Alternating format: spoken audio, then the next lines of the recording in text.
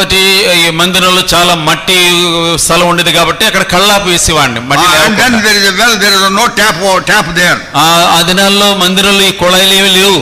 I have to draw water. కాబట్టి ఆ బావిలోంచి చేరాలి. Fill all the vessels in the house of God. కాబట్టి దేవుని మందిరంలో ఉన్నటువంటి ఆ యొక్క బకెట్లు ఇవన్నీ కూడా నింపేది. My cousin also, we used to, both of us would do this work. నాకు తోటి సోదరుడు ఉండేవాడు, కజిన్, ఆయన కూడా నాకు సహాయం చేసేవాడు. Mostly we spend time in the house of God. ఎక్కువగా దేవుని మందిరంలో గడిపేవాళ్ళం. After cleaning all that, అదంతా శుభ్రం చేసిన తర్వాత I run back to home, take bath and run to the school. కాబట్టి పొద్దునాలు చేసిన తర్వాత మరి ఇంటికి వెళ్ళి స్నానం చేసుకుని బట్టలు వేసుకుని మళ్ళీ స్కూల్కి పరిగెత్తిపోయేది. Then I used to wait for the bell of the peon at the last hour. కాబట్టి ఆ స్కూల్లో ఆ బెల్, లాస్ట్ బెల్ ఇప్పుడు రింగ్ అవుతుందా అని చూసేవాడిని. We go at 9 o'clock. 9 గంటలకు ఉదయం వెళ్ళేవాడు. Lunch break in the school. ఆ మధ్యలో లంచ్ బ్రేక్ ఉండేది. And then again from 2 o'clock to 5 o'clock we used to have classes. మళ్ళీ 2 నుంచి 5 గంటలు స్కూల్ మళ్ళీ మామూలుగా క్లాసెస్ ఉండేవి. Then in my classroom there is a window from where I could watch that peon going with that hammer to hit that gong. కాబట్టి క్లాసులలో చూసేవాడు కదా, ఆ బెల్ కొట్టే ఆయన గుమస్తా ఆ వెళ్తా ఉంటే ఆ కిటికీ నుంచి కనబడేది అనమాట బ్రదర్ సోదరు.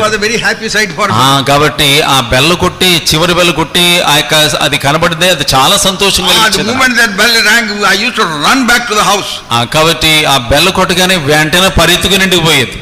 I used to keep books and run to the church.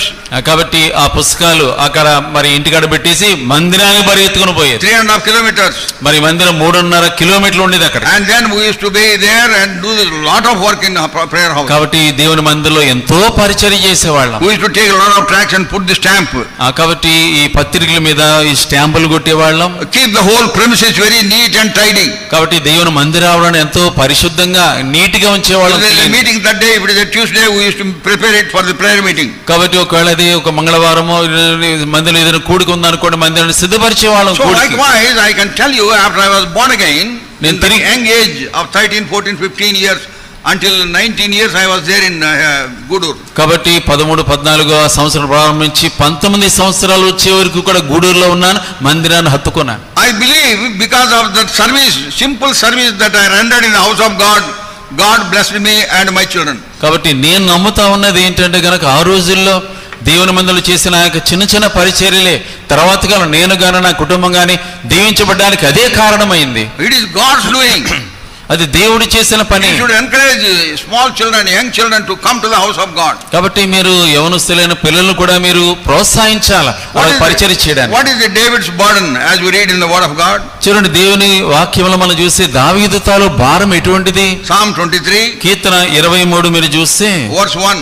23వ కీర్తన 6వ వచనాన్ని goodness and mercy shall follow me all the days of my life, and I will dwell in the house of the Lord forever. 23వ కీర్తన 6వ వచనం, నేను బ్రతుకు దినములన్నీ కృపాక్షేమములై నా వెంట వచ్చును, చిరకాలము యెహోవా మందిరములో నేను నివాసము చేసేదను. Psalm 26 verse 8. కీర్తన 26వ అధ్యాయం 8వ వచనం, the habitation of thy house and the place where thine honor dwelleth. కీర్తన 26:8, యెహోవా నీ నివాస మందిరమును నీ తేజో మహిమ నిలిచే స్థలమును నేను ప్రేమించుచున్నాను అంటాడు. This is the favorite verse of brother Baksing. కాబట్టి ఇది బక్సింగ్ దైవజనుడు బక్సింగ్ గారికి ఎంతో ఇష్టమైనటువంటి వాక్యం వచనం ఇది. Lord, I have loved the habitation of thy house and the place where thine honor dwelleth. యెహోవా నీ నివాస మందిరమును నీ తేజో మహిమ నిలిచే స్థలమును నేను ప్రేమించుచున్నాను. So you should grow in the portals of the house of God. కాబట్టి దేవుని యొక్క ఆవరణములో మీరు ఎదగాల, హత్తుకుని ఎదగాల. It is the gateway to heaven. ఎందుకంటే మందిరం అనేది పరలోకపు గవినిగా ఉంది. Anybody who leaves the house of God, ఎవరైనా దేవుని మందిరాన్ని విడిచిపెడితే, try to be independent of the church, వారు దేవుని మందిరానికి వ్యక్తిగా అంటే విడిగా ఉండాలనుకుంటారు. Like a fish out of water. చూడండి, చేప ఒడ్డుకు చేరిపోయి వచ్చిన చేప ఎలా కొట్టుకుంటుందో అలా ఉంటుంది. నీళ్ళలో నుంచి బయటకు వచ్చిన చేప ఎలా ఉంటుందో అలా ఉంటారు అన్నమాట.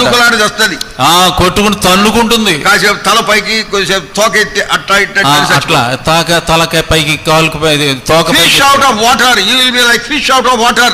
కాబట్టి నీటి నుంచి బయటపడినటువంటి చేపలా కొట్టుకోవాల్సి వస్తుంది. Do not ever leave the house of God. అయ్యో, ఎన్నడూ కూడా దేవుని మందిరాన్ని విడిచిపెట్టొద్దు. You should have that eagerness. There should be a fire within you to go to the house of God. దేవుని మందిరానికి వెళ్ళేదాని కొరకు గొప్ప ఆసక్తి, తీవ్రత కలిగి ఉండాలా. When will they have meetings? When will they go and meet my fellow brethren and sisters? కాబట్టి ఇప్పుడు వెళ్తున్నా, మందిరానికి ఇప్పుడు వెళ్ళాలా, ఇప్పుడు నా తోటి సహోదరులను కలుసుకుంటానా అని ఆకలి ఉండాలా. I had that when I was young. నేను యవనస్తుడిగా ఉన్నప్పుడు అది ఆసక్తి నాలో ఉండేది. I have this when I am very old. I am calling it very old because I crossed the biblical age. కాబట్టి మరి ఈ వయసులో సైతం ఇప్పటికీ కూడా నా ఆతృత నాలో ఇంకా same zeal I have for the house of God. ఆ దేవుని మందిరం కొరకేటువంటి గొప్ప ఆసక్తి నాలో ఇప్పటికీ ఉంది. That is why when the meeting begins I want to be here at 10 o'clock.